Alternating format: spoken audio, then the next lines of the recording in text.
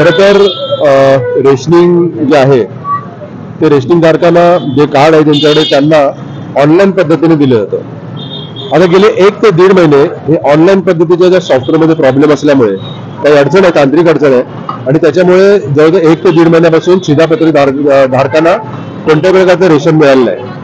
आमच्याकडे अनेक प्रकारच्या अशा तक्रारी आल्या आणि तक्रारी आल्यानंतर आज सहाय्यक शिधा नियंत्रक अधिकारी यांची आम्ही भेट घेतली. कांदिवली, बोरिवली, दहिसर, चारकोप या विभागातील अनेक रेशनधारकांची आम्हाला तक्रारी होत्या की आम्हाला रेशन मिळत नाही आणि त्याचं कारण की ते ऑनलाईन त्यांचं जे सॉफ्टवेअरमध्ये प्रॉब्लेम आहे.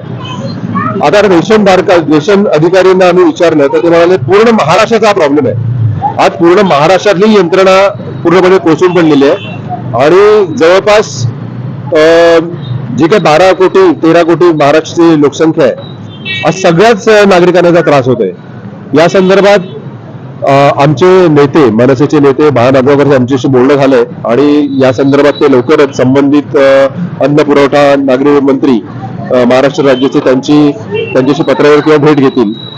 मुळात या रेशनिंग ऑफिसचा असा प्रॉब्लेम आहे की साधारण एका रेशन दुकानावरती 3000 ते 5000 रेशन धारक असतात, म्हणजे रेशन कार्ड धारक असतात. यांच्याकडे जे निरीक्षक असतात ते निरीक्षकांची संख्या कमी आहे. त्यामुळे या जे रेशन कार्ड धारक आहेत त्यांना खरोखर रेशन मिळतं की नाही मिळत. तर 1 ते 1.5 महिन्यापासून जर रेशनचं वाटपच झालं नाही तर नवीन साठा कसा काय पाठवला जातो रेशन दुकानदारांना. त्यामुळे याच्यामध्येही मोठा भ्रष्टाचार झालेला आहे किंवा भ्रष्टाचार होतोय.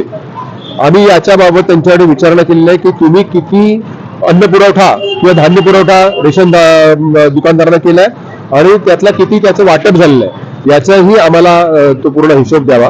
आणि त्या संदर्भात सहाय्यक नियंत्रक अधिकारी, शिधा वाटप नियंत्रक अधिकारी यांनी आम्हाला असं आश्वासन दिलंय. आता काही मिनिटापूर्वीच त्यांनी मला तो शासन आदेश पाठवलाय की ऑनलाईन पद्धत बंद असल्यामुळे ऑफलाईन पद्धतीने रेशन कार्ड धारकांना धान्य देण्यात यावं असा शासन आदेश 12/8/2024 ला प्रसारित झालेला आहे. मला वाटतं तो अजून रेशन जे दुकानदार आहेत, रेशन दुकानदार त्यांच्याकडे पोहोचलेला नाही. त्यामुळे 1500 रुपयाची भावबीज देणारं महाराष्ट्र सरकार त्यांच्या बहिणीच्या घरी गेले 1 ते 1.5 महिन्यापासून रेशन पोहोचत नाही याची पण त्यांना दखल घ्यावीशी वाटली नाही. मला वाटतं कुठेतरी हा गंभीर हे प्रकरण आहे आणि महाराष्ट्राचे मुख्यमंत्री असतील, 2 उपमुख्यमंत्री असतील, अन्न पुरवठा नागरी राज्यमंत्री असतील, यांनी याची दखल घ्यावी. अन्यथा ही दुकानं, रेशन दुकानं बंद करावी आणि रेशन जे तुमचे अधिकारी आहेत त्यांना पण घरी बसवावं. कारण हा मुद्दा अत्यंत संवेदनशील आहे. फक्त निवडणुकीच्या पूर्वी काहीतरी घोषणा करायच्या असा जर प्रकार असेल तर मला वाटतं हे प्रकरण खूप गंभीर आहे. उद्या 15 ऑगस्ट आहे, त्यानिमित्त काय सांगाल, काय शुभेच्छा देईल? म्हणजे नक्कीच आपला देश आझाद आहे काय, असं याच्यावर काय म्हणा?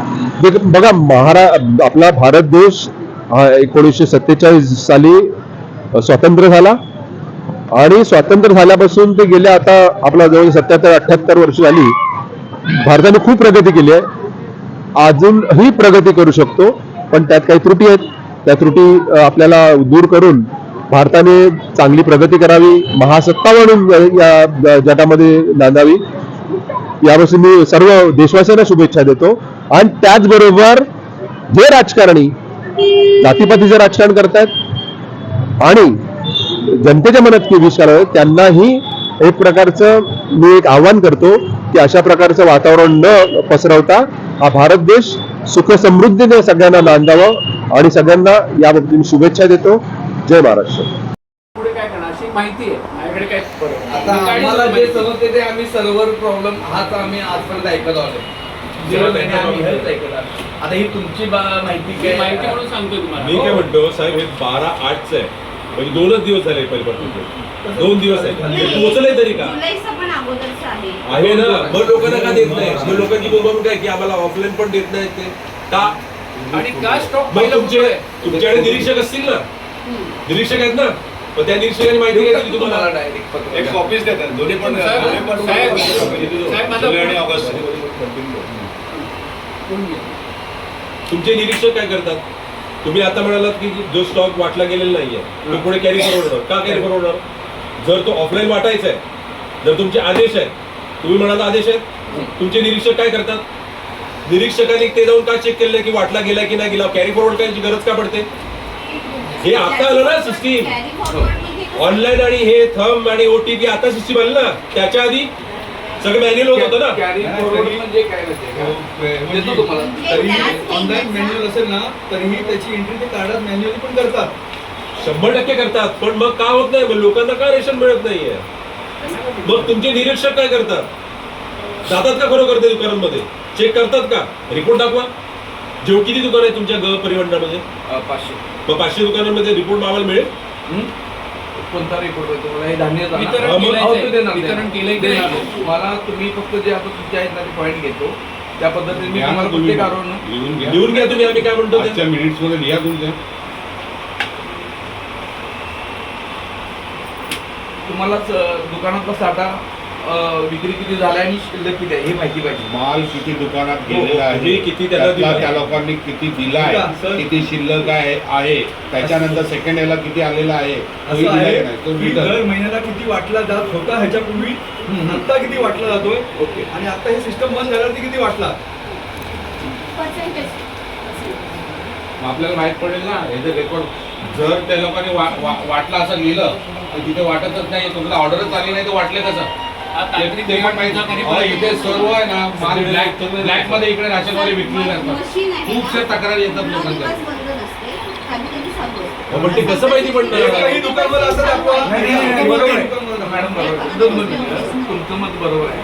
ते कसं माहीत पडणार हा मुद्दाच आहे. कसं आता ते चालू झालं आता 1 लोकांची अंके लागतात परत ते 8-10 जणांना माघारी जावं लागतं. म्हणजे तुम्ही म्हणताय ते बरोबर आहे. किती गैरसोय, किती गैरसोय, किती गैरसोय. आणि साहेब परत देत नाही सामान येऊन पुढच्या महिन्यात सर सांगतात या महिन्यात सामान तुम्हाला नाही मिळालं ना पुढच्या महिन्याचं नाही मिळत. बघा देत नाही आता लोकं. ऐका तुम्हाला नाही सांगतो मी मॅडम, माझा स्वतः मोबाईल माझी नंबर बायको गेलेली आहे. दुसरं सोडून द्या, स्वतः मी पदाधिकारी आहे त्या माणूस होतो त्याला मी माझ्या बायको 2 वेळा पाठवलं. मी गेलो ना साहेब हप्ता आहे त्या तर आपल्याला मिळायला पाहिजे बोलो सगळ्यांना भेटलं पाहिजे. आता मी माझा नंबर तुम्हाला सगळ्यांना देतो. काही असं अडचण असेल तुम्ही तर दुकानात फक्त- तुम्हाला लगेच म्हणजे आम्ही फोन केला तर तिथल्या लोकांकडे काय आपलं काम नाही माहितीये तुमचं. का? प्रॉब्लेम काय माहितीये का? आम्ही फोन केला म्हणजे तुम्ही आमचा असे पण दुकानवाले आम्हाला ओळखतात.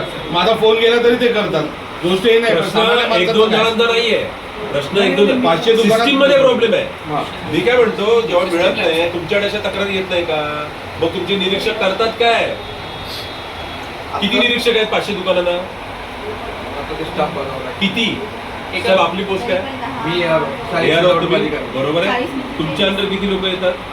हे 5 रिझनचा तुम्ही बरोबर आहे होता ना? आम्ही. मग तुमच्याकडे स्टाफ तुम्हाला माहिती आहे निरीक्षक करतात काय नेमकं जाऊन तिथे चेक करतात की नाही करत? आणि कसं आता तुम्ही हे जे तक्रारीचं म्हणताय ना निरीक्षकांच्या किती जण तक्रार घेऊन आली हे महत्वाचं आहे. त्या चेक कसं करणार? निरीक्षक जर तुम्हालाच माहिती नाही तुमच्या किती आहे तर लोकांना बाहेरच्या काय माहिती असणार कोण निरीक्षक आहे. आणि कधी येतात निरीक्षक कधी जातात कधी माहिती पडतं ना. मी काय म्हणतो एकदा सांगा हा एक तुम्हाला सांगितलं अंदाज. तुमचे निरीक्षक आहेत ना तेवढे बसवा. वेळ सांगा त्यांची. या वेळेला निरीक्षक इथे बसतील म्हणून तुमच्या तक्रारी क्लिअर सांगा. 1.5 महिना बंद आहे. 1.5 महिना 80 कोटी लोकांना तुम्ही रेशन वाटलं ना फुकट. आणि आता जर 1.5 महिना बंद आहे ज्या लोकांची गरज आहे आणि तुम्हाला काहीच नाही त्याचं. तुम्ही मला आम्हाला उत्तर दिलं सिस्टीम मध्ये आणि तुम्हाला माहित नाही. ठीक आहे तुमच्या हातात नाही आहे ते सेंट्रलाइज आहे तिकडून पूर्ण महाराष्ट्राचं सिस्टीम बंद आहे. पण ती सिस्टीम बंद आहे ती कधी चालू होणार नाही त्याचं उत्तर द्यायला कोणच नाही ते. ही लोक जाणार कुठे? अहो आमच्यासारख्या लोकांना इथे प्रश्न विचारताना विचारायला लागतात. काय म्हणजे का सिस्टीम बंद नाही म्हणजे ते प्रॉब्लेम सुरू आहे. मी काय कंटिन्यू म्हणतो सुरू नाही प्रॉब्लेम आहे. हो पण मध्ये मध्ये हो. लोक एखादा कसं आहे मॅडम तुम्हाला- की ते घरकाम करणारे लोक आहेत ते टाइम ऍडजस्ट करून जाणार त्याशिवाय नसेल तर परत जाणार ते. 2 वेळा जातील 3 वेळा जातील.